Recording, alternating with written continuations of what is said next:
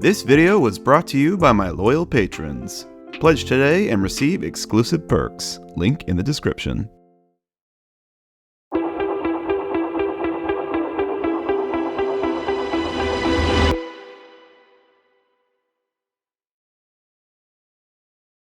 I can do whatever I want! I'll get him, too! With Pinchy!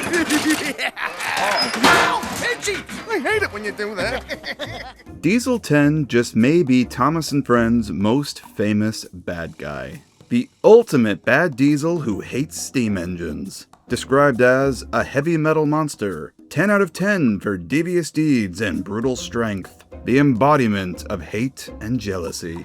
The one character that is unequivocally, indisputably a villain. The unapologetically evil diesel beast with a hydraulic claw on his roof that he affectionately calls Pinchy. Shut up, Pinchy. He's as terrifying as much as he is ridiculous, and manages to steal the show whenever he's on screen. Which isn't as often as you would think. Diesel 10 has always fascinated me, and with having just rewatched Day of the Diesels, the Christmas episode with him, and all of this Magic Railroad production stuff coming out, now seems like a great time to dissect this character a bit. Because, why not, right? Everyone loves Diesel 10. I know that's gonna ruin my facial. So, like always, we will discuss his history in the series, his real-life basis, why he was sidetracked, and then come up with a headcanon for him. Let's dive in. Diesel 10 made his big debut in the 2000 film Thomas and the Magic Railroad as the movie's main villain. And he made quite an entrance. Get out of my way! I have unfinished business here, and I want to finish it fast! Now this movie is very controversial. Some people love it, some people hate it. I personally find myself somewhere in the middle. But I think most people agree that Diesel 10 is the best thing to come out of this. Cause he absolutely carries this thing, and has such a magnetic screen presence. Diesel 10 has apparently been to Sodor before, in which he tried to hunt down the magical engine, Lady. He returns again here to finish the job. Destroy her once and for all, for with her gone, that would end life for the steam engines. I'm gonna destroy her and dominate you, and then you'll be nothing but useless scrap!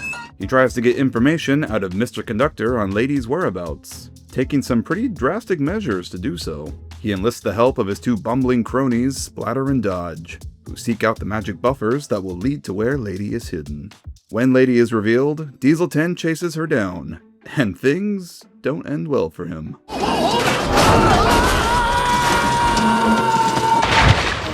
The villain defeated, and away he floated, presumably to never be seen again.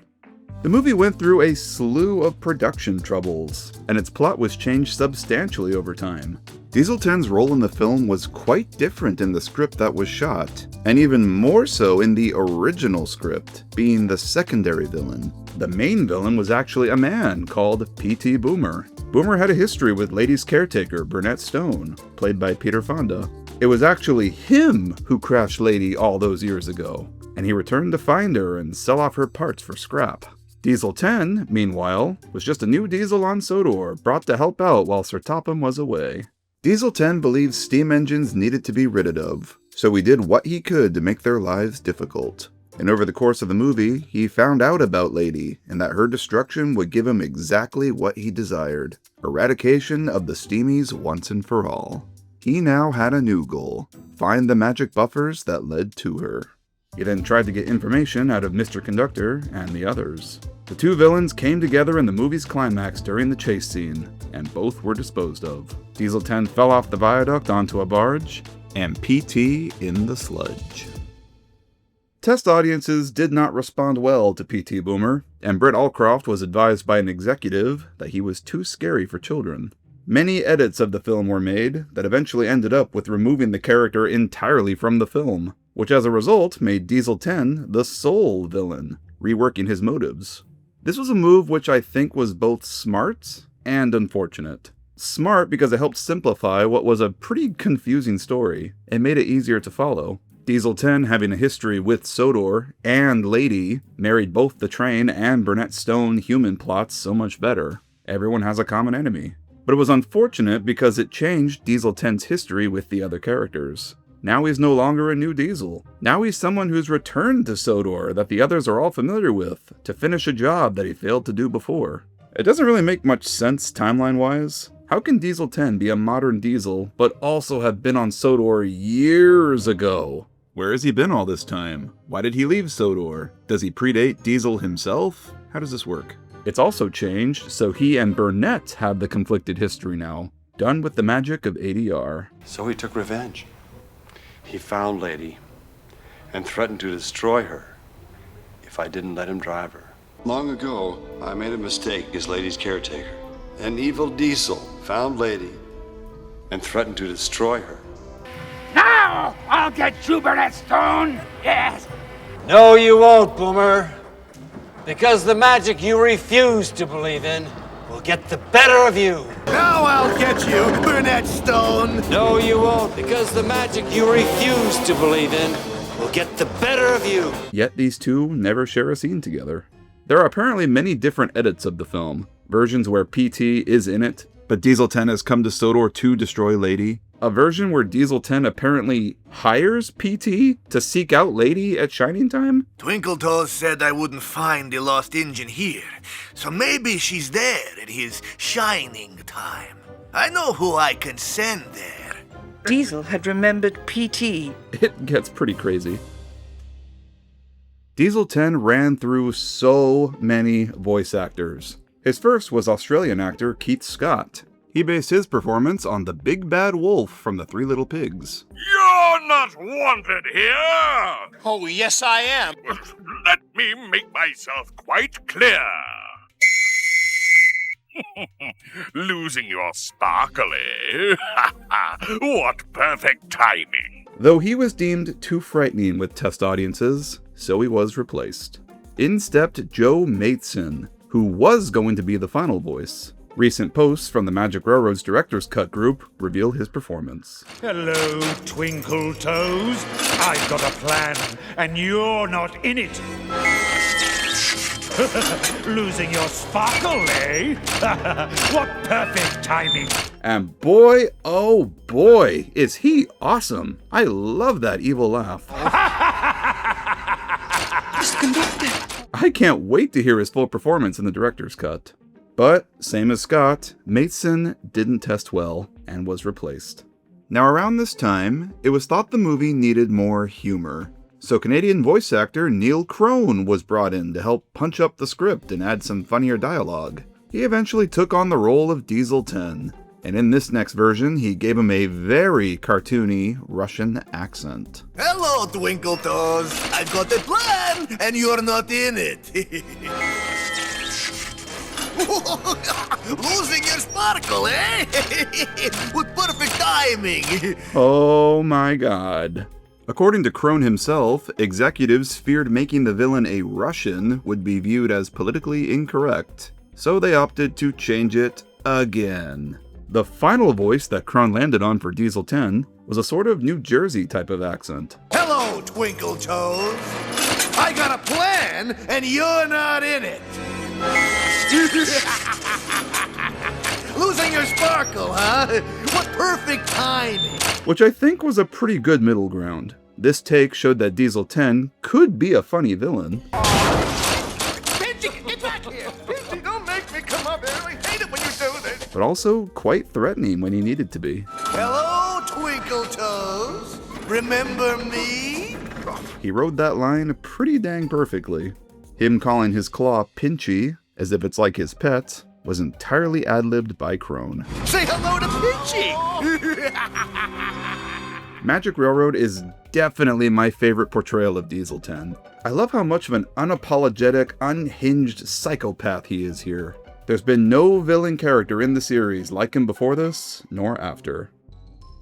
Following his demise, we all assumed that we'd seen the last of him. Except we didn't. Diesel 10 inexplicably reappeared 5 years later in the special Calling All Engines. Now by this point, Thomas & Friends was owned by Hit Entertainment, and the show had been taken in a very different direction to what came before. Diesel 10 couldn't be a crazed psycho that threatens to kill people for information in the hit era.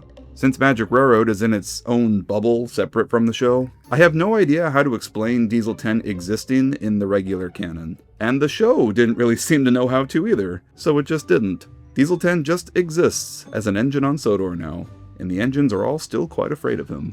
Let's come back when Diesel 10's not here. And they raced away.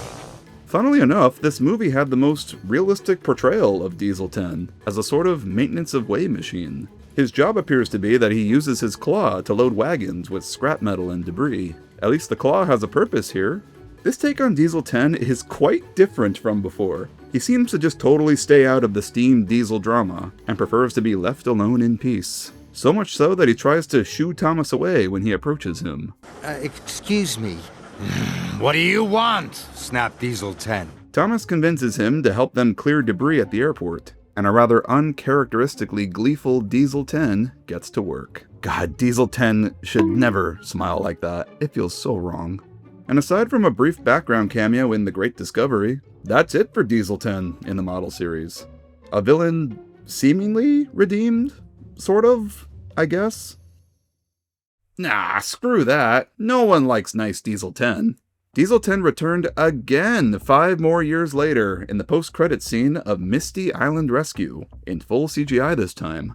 This scene revealed that he's back to having malicious intentions again, and is scheming up a plan to get revenge on the steam engines. You'll be laughing on the other side of your boilers soon, silly steamies. This was a teaser for the next special, Day of the Diesels. He was originally voiced here by Rupert Dagis. You'll be laughing on the other side of your boilers soon, silly steamies. But his performance was deemed too scary and theatrical for kids. I'm noticing a pattern here. And so he was replaced with Matt Wilkinson for the final dub.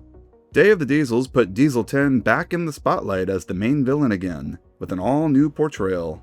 We're now on our 3rd interpretation of this character. Now Diesel 10 is a scheming, snake-like, calculated type of villain, with a slimy voice to match. Take care of Percy's parcel for him.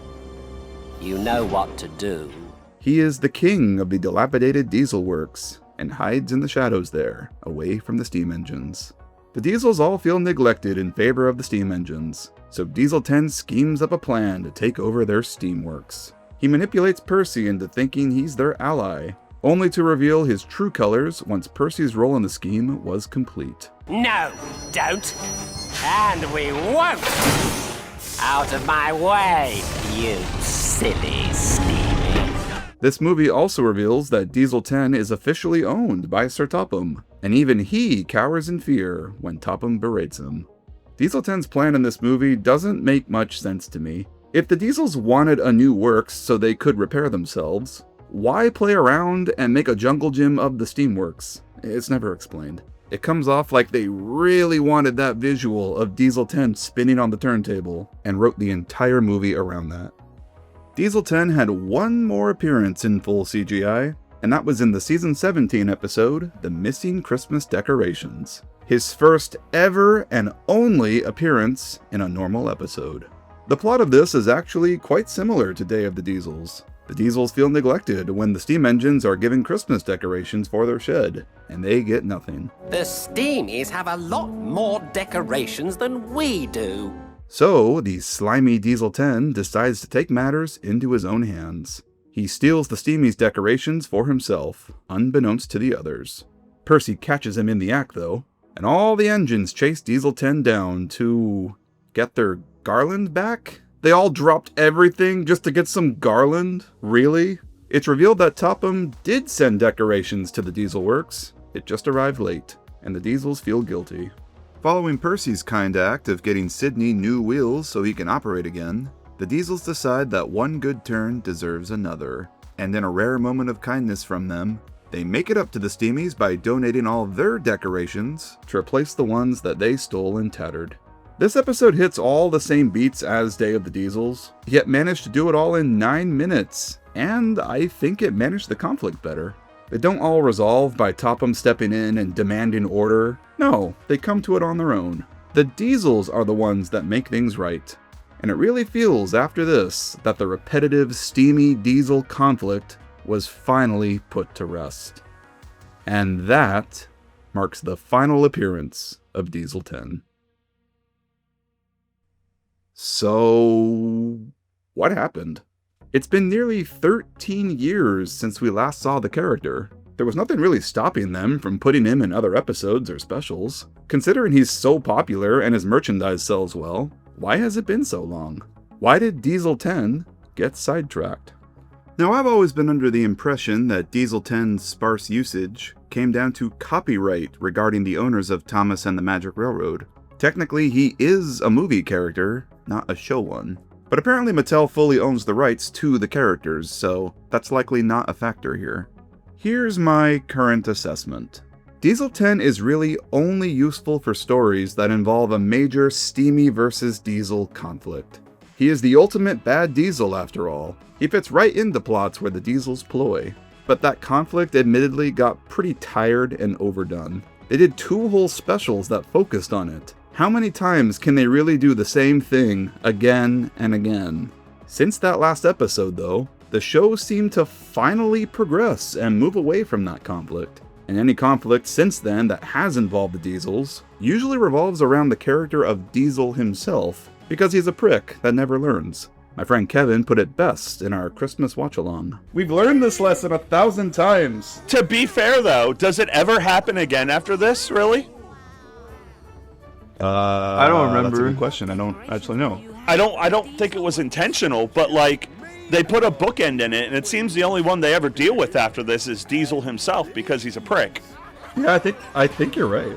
They never really explored other sides to Diesel 10, beyond the Steam Diesel conflict. And to be fair, they didn't really need to. Sometimes it's fine to just have a one-note villain.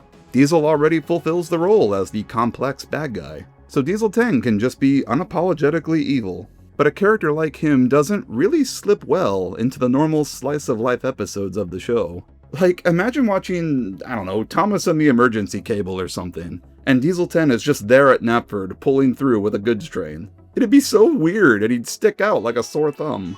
By his nature and his design, Diesel 10 just can't be a normal engine pulling normal trains. He's a special character, and unless they have a story that specifically calls for his involvement, it's probably best just to not use him.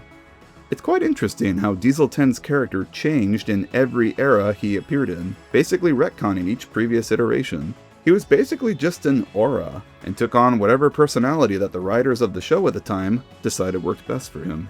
From an insane, evil psychopath, to a blue-collar loner who keeps out of it, to a manipulative, Sideshow Bob-esque deviant that schemes in the shadows. Let's talk character design. Diesel 10 is a British Railways Class 42 diesel hydraulic, also known as the Warship class, but he wasn't always envisioned as one. As early concept art shows, he went through quite a few different designs. One piece depicts him as what looks like an American F unit. Imagine one of these with a claw on it. But eventually they did land on the Class 42.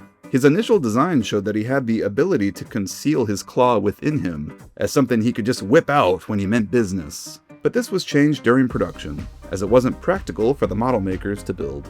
And so, the claw was changed to lay atop him when not in use. The original concealed design did carry over into the book tie-in Diesel 10 Means Trouble, which clearly shows Diesel 10 without the claw on him, and then it emerging from within him and hitting him on the head. I don't think he meant to do that, Splatter and Dodge said to each other. The Class 42s were first built in 1958 in Swindon. The western region of British Railways wanted a mainline diesel hydraulic to replace the aging King and Castle class steam engines. The design was based on the German DB class V200. It was essentially a scaled-down version of that for the British loading gauge with minimal changes. The designs are quite unique for their bulbous rounded ends, very sleek and against the norm for the time. All members of the class were named, and most were named after Royal Navy vessels, hence their nicknames, warships. 38 of them were built at Swindon, and an additional 33 were built at the North British Locomotive Works. These ones differed slightly with a different prime mover, and so they were classified as the Class 43. So there were 71 warships in total. Not too bad for a rather short-lived class. And short-lived they were, for the warships started seeing withdrawals only about 10 years later, when British Railways decided to standardize their diesel fleets with diesel electrics rather than diesel hydraulics. The warships were viewed as non-standard, and this, among other minor design issues, led to the first withdrawals occurring in 1968. Number D821 Greyhound was purchased for preservation in 1971 by the Diesel Traction Group, the first ever preserved mainline diesel, and now runs on the Severn Valley Railway. A second, D832 Onslaught, was preserved later and lives at the East Lancashire Railway. Both are currently in working order. As far as big diesels go, I think the warship was a great choice for Diesel 10. It's rather stylized from the more uniform big diesels like the Class 40s, 37s, etc., with its rounded bulbous ends and all. It makes sense that they wanted a big diesel for this character, as the big bad Diesel 10 had to have a threatening presence, and they weren't going to get that from a shunter type or something. The warships were also quite fast, topping out at 90 miles per hour, suiting for a character who participates in a major climactic chase sequence. I have also always suspected that the nickname Warship may have also played a part in why it was chosen. Warship makes you think of war, battles, terror. Pretty fitting for a villain who essentially wants to start a war with the steam engines. Diesel 10 is one of the most unrealistic characters of the whole series. Coming up with a headcanon to work the diesel with the hydraulic claw in its roof, with no consistent personality, into the lore, is going to be a bit of a challenge. But considering everything we know about him is pretty much a total mystery, it leaves quite a bit of room for interpretation. After doing some research, this is what I've cooked up. Number D818, Glory, is known as the warship that got away in real life. The diesel was withdrawn in 1972 and was held as a static pet at Swindon Works, standing outside it almost like a guard logo. Swindon Works closed its doors in 1985, and Glory, being in poor condition, was sadly cut up that same year before closure. Efforts to preserve it just weren't quick enough. However, in this timeline, it was saved. A preservation group in Crovan's Gate on Sodor caught word of Swindon's closing and bought Glory. Glory was moved to Sodor and sat in a siding at Crovan's Gate, waiting for his turn at the works. He was mechanically wrecked. The society underestimated how much work had to be done to make him move again. The working engines all took priority, so for a number of years, Glory watched the old steamies brought into the works and cared for, while he sat on his siding and fumed to himself, growing a jealous disdain for steam engines. Sodor, geographically, is placed right between two large iron deposits in real life. Being so naturally iron-rich, at some point an ironworks opened, north of Vickerstown. The real-life Barrow Steel Company across the channel closed its ironworks in 1963, continuing its steel production until 1983. Once it finally closed shop, the Sodor Ironworks sought to expand. By the 90s, their major expansion project began to take shape. Their two current diesels, a pair of Class 08s called Ari and Bert, weren't enough for the work needed, so the works brought in two more. They expressed interest in a larger loco that they could retrofit for mobile work around the area. They made an offer on Old Glory. To them, using an old diesel to make mods to made way more sense than buying a brand new one. The preservation group cut their losses and sold Glory. The Ironworks men nicknamed Glory 10 as a joke, joking that they got him cheap enough for a tenner. Eventually, Glory was known around the Ironworks as 10. Now 10 is a dual-engined locomotive. The Ironworks gave him a single new engine, which did lower his horsepower, though powerful enough to move himself around and shunt the occasional few wagons. He doesn't pull trains, which is consistent with the show. He's never pulled anything. The spare room inside him was filled with hydraulics for a large claw fitted atop of him, to be used to pick up scrap metal and load into wagons. This fixture limited his route availability, meaning he can't often travel to the more western parts of the island where the steam engines are.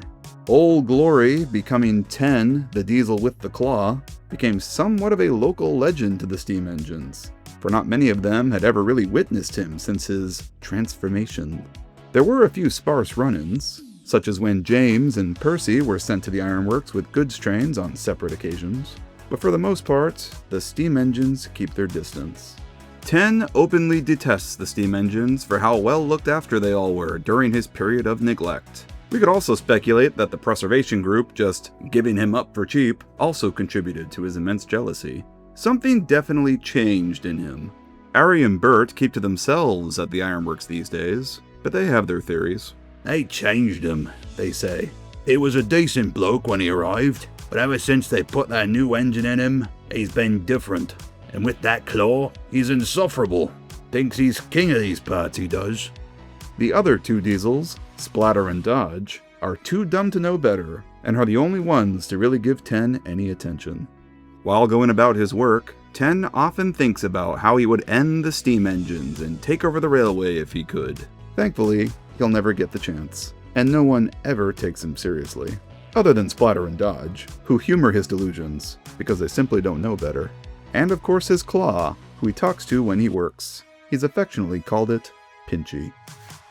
It's not exactly the most realistic take in the world, but I'm pretty happy with what I've cooked up for Diesel 10. Tying him to the actual warships makes his story sort of a fall from grace, if you will. Once a glorified express diesel was eventually neglected and ended up as a blue-collar worker who's gone a bit crazy that everyone keeps their distance from. All the more thematically satisfying, knowing his original name was Glory. A big part of my love for this franchise is how rooted in and reflective of real-world history all of it is. And Diesel 10 is just a giant middle finger to all of that. And yet, I f***ing love him. This unapologetically evil, ridiculous, psychopath villain train with a claw. He is such a contrast to everything in the series. I mean, really, is there anyone who tops him? I mean, Belle is probably the closest thing? The steam engine with water cannons fitted to her? I truly don't think that we've seen the last of Diesel 10. He's just too iconic to never use again. It has been about 13 years since we last saw him, but I would not be surprised if he popped up in the upcoming show in a special or something.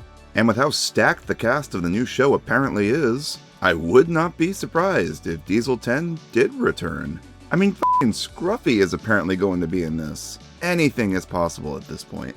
Any excuse to make more Diesel 10 merch, right? For this pick of the week, I actually have 2 videos I want to spotlight. I know I don't usually spotlight 2 videos, but both of these came out around the same time, and I want to draw attention to both of them. The first is relevant to the Diesel 10 discussion, a retrospective on Thomas's most impactful villain by D10 Studios 235. This is a lengthy analysis on Diesel 10's character and history in the series, coming from a guy whose favorite character is Diesel 10. It's far more in-depth than my video, and even touches on some aspects of him that I never even considered or noticed before. If you don't want the Diesel 10 discussion to end, then I highly recommend checking this out. The other video I'd like to spotlight is Thomas and the Trucks Sprite Animation by AGN Animation. This is a total retelling of that story, completely in the style of an old Sega Genesis game. This was so clever, using every visual trick in the book to tell the story. From treating conversation scenes like video game cutscenes, to Thomas shunting the trucks looking like a mini-game itself. This was so fun to watch. I've never seen a Thomas episode reenactment done like this before. We continue to push the limits of what can be done in this fandom. Go give this some love. If you've been following me on Instagram, you'll know I've been pretty busy with model trains lately. I'm currently in the process of redoing my old Thomas models, something that I've been wanting to do forever now.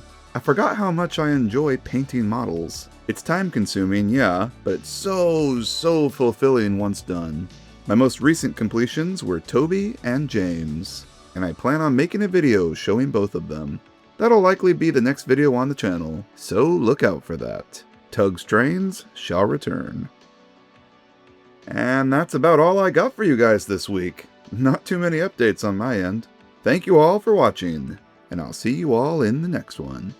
Bye-bye.